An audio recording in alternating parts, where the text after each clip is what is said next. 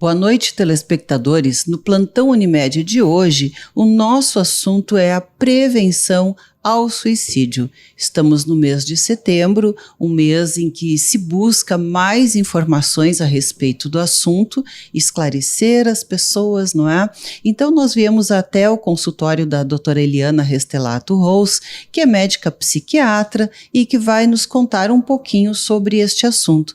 Tudo bom, doutora Eliana? Tudo bem, boa noite. É um prazer estar aqui hoje, né, para conversar um pouquinho com vocês, né, com a doutora Eliane. É um privilégio estar aqui, obrigado pelo convite, né, para a gente falar um pouquinho sobre, né, esse tema que é tão importante, né, em que a gente precisa falar um pouco mais sobre isso, né. Verdade, muito importante, porque se perdem muitas vidas que poderiam ser poupadas, evitadas, não é? A questão do suicídio. Então, por que as pessoas se suicidam, doutora Eliana? Então, Eliane, hoje no mundo, uma pessoa a cada 40 segundos se mata, né? Então, é muita gente, né? E esse índice vem aumentando, né, a cada ano, nas Américas mais, né, inclusive do que globalmente. É um tema muito controverso, né? Se fala muito pouco, né? A mídia, né, não pode, de alguma forma, abrir esse tema de forma tão extensa como se gostaria, né?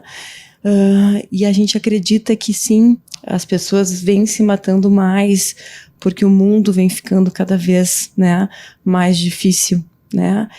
E acho que a gente poder abrir espaço para a gente tentar conversar um pouco mais sobre isso e entender melhor o que acontece dentro de cada um de nós, para que as pessoas possam, sim, procurar ajuda, procurar meios, né, para através de amigos, terapeutas, né, psiquiatras, encontrar ajuda para que isso possa, né, diminuir cada vez mais.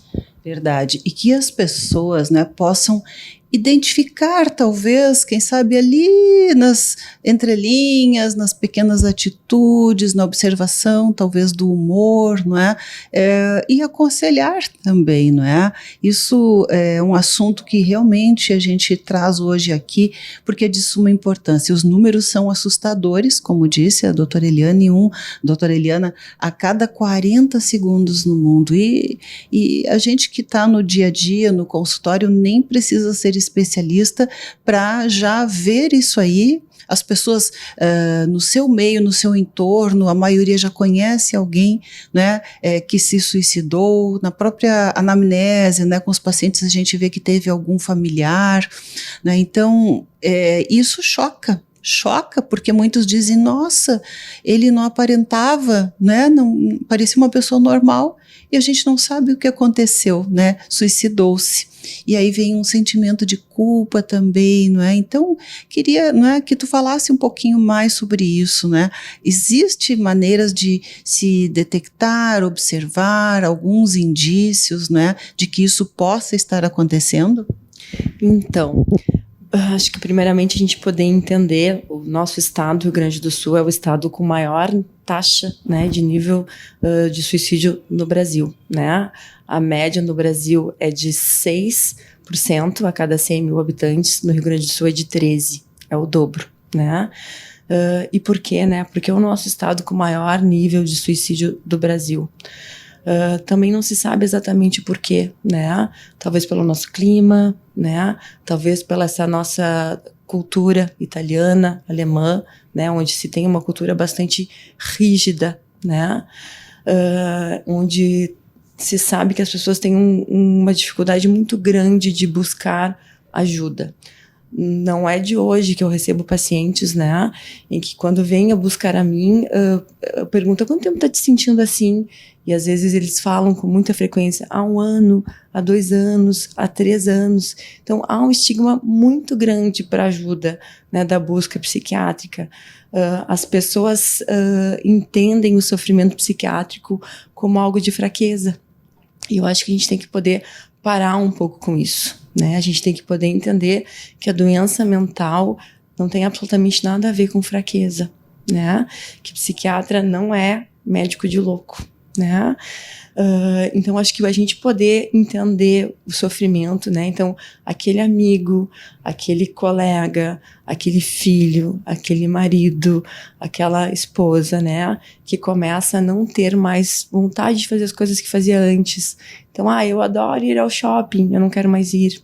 Eu adoro jogar bola, eu não quero mais jogar. Né? Eu começo a não dormir direito, eu começo a não comer mais direito, ou começo a comer muito, né?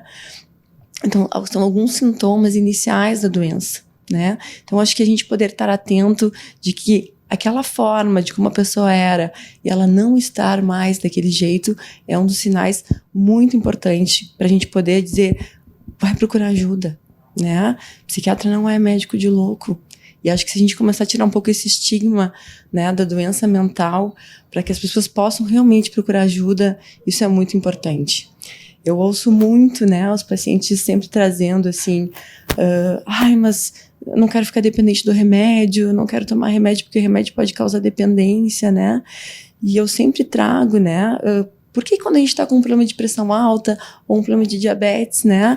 Tratar a vida toda, né, como se diz.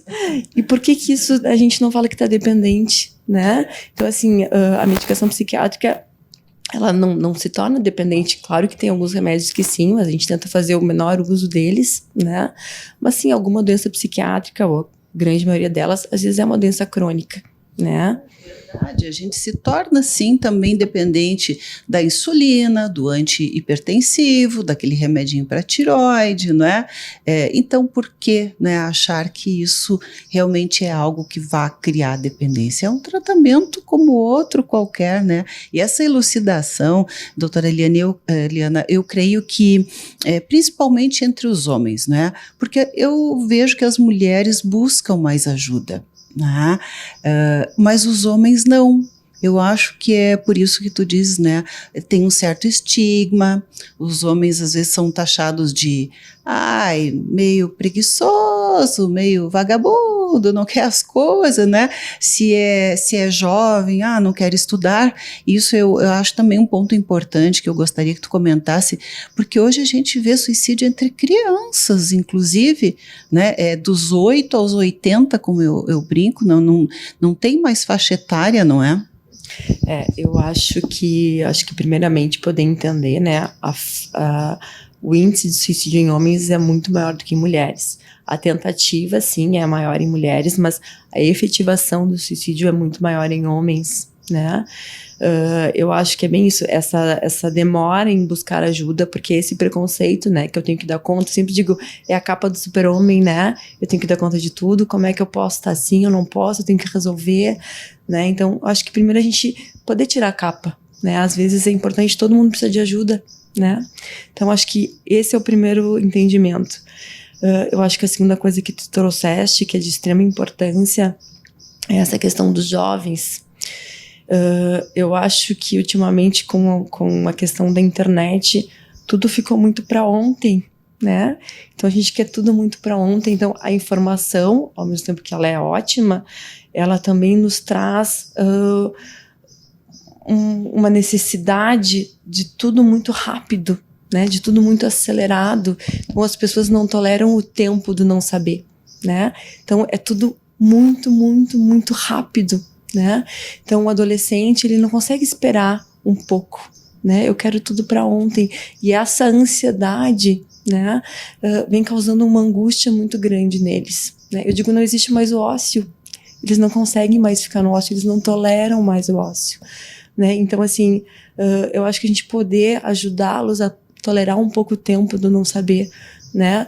Conseguir ajudá-los a enfrentar essa aceleração da vida, né? Para ajudá-los a completar um pouco esse vazio que eu vejo que tem muito dentro de cada um deles, né? Eu acho que esse é o nosso papel como sociedade, como família. É verdade, aí aquelas questões, né? Sai um pouquinho do celular, né? Muitas vezes as pessoas até permitem mais porque estão cansadas, não querem se dedicar tanto, né? Acham que a criança, o jovem está ali, está se divertindo, então está tudo bem, né? Mas eu vejo que isso também é um contato virtual, né? E que falta aquele, né? Pessoa a pessoa, o abraço, o aconchego, o conversar, né? Mas nós damos continuidade a esse assunto logo depois dos nossos intervalos. Continue conosco.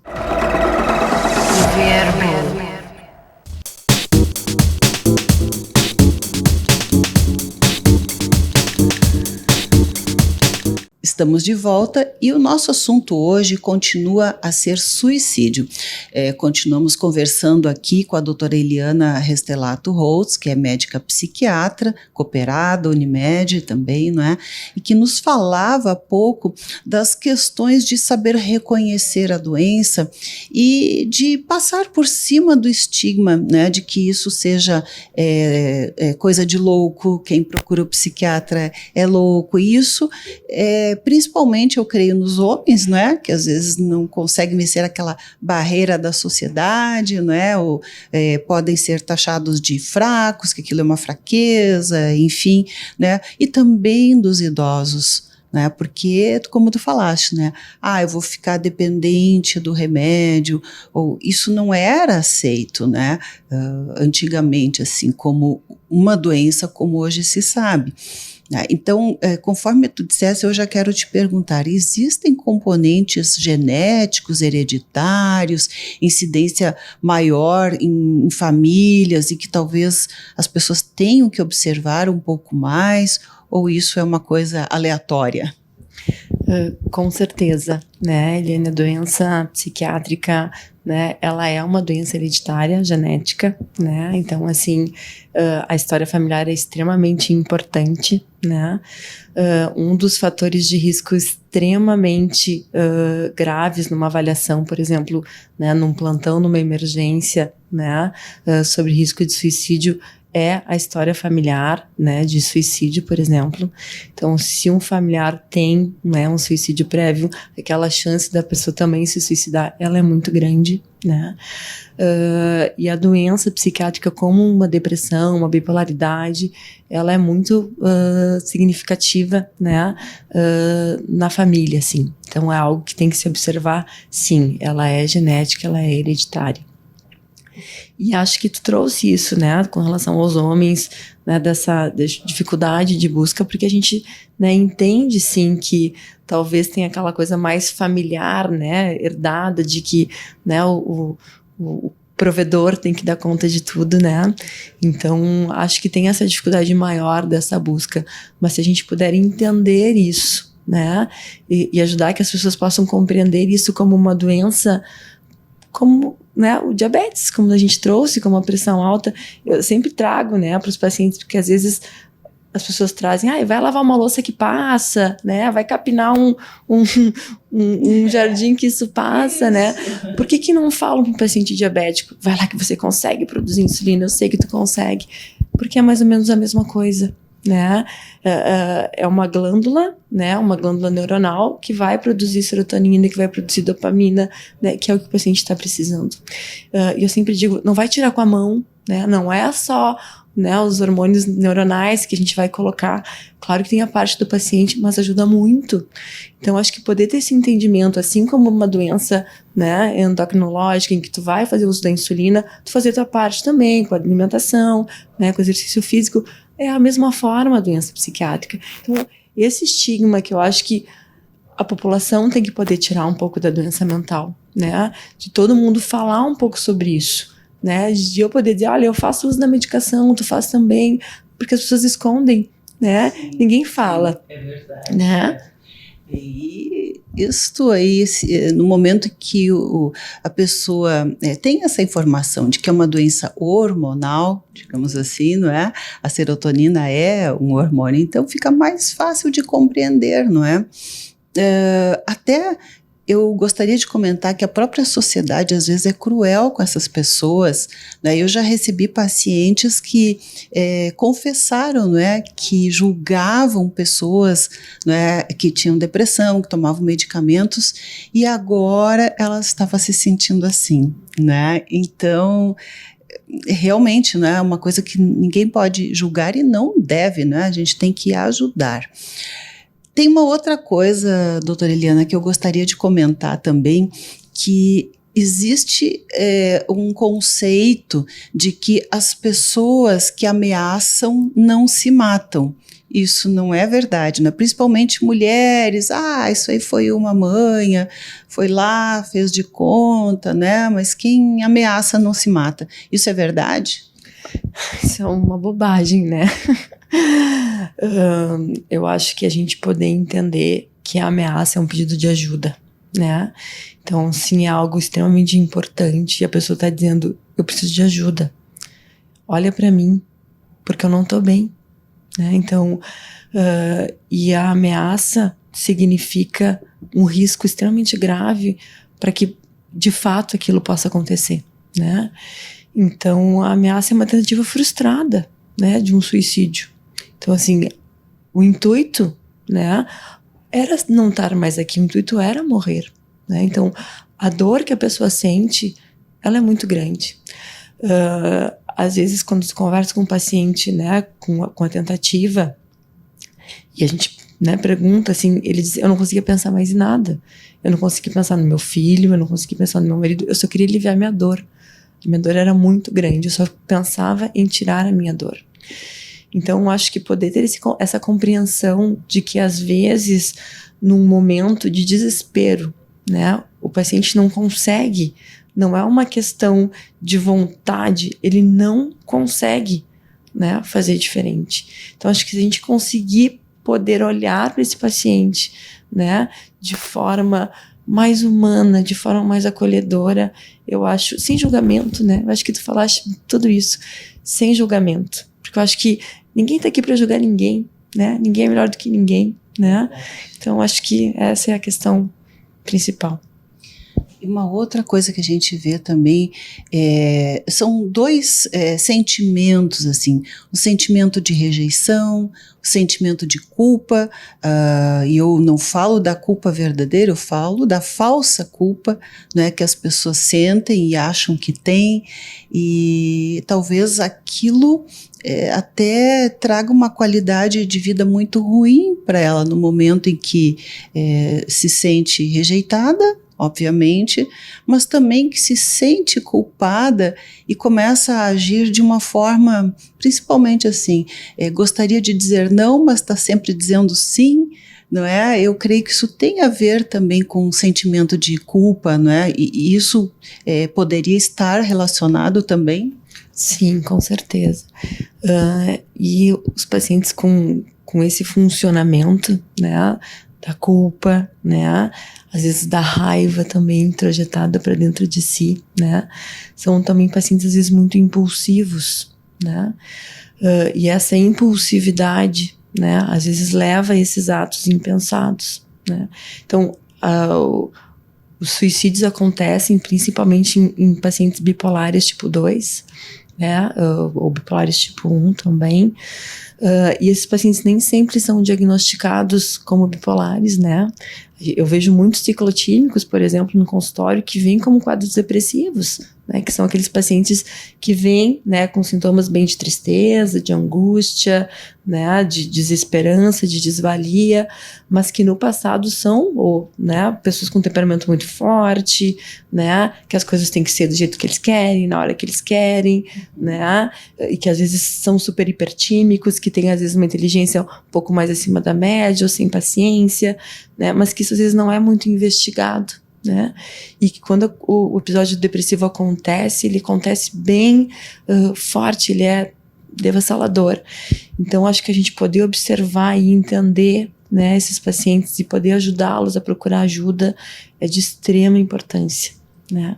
Olha, é verdade. E agora lembrando, né, de documentário que tu fizeste sobre aquela dor, né, tão profunda que às vezes as pessoas não compreendem e julgam porque dizem, a pessoa tinha tudo, a família, tinha amigos, tinha dinheiro, estava, né, bem sucedido profissionalmente, por quê?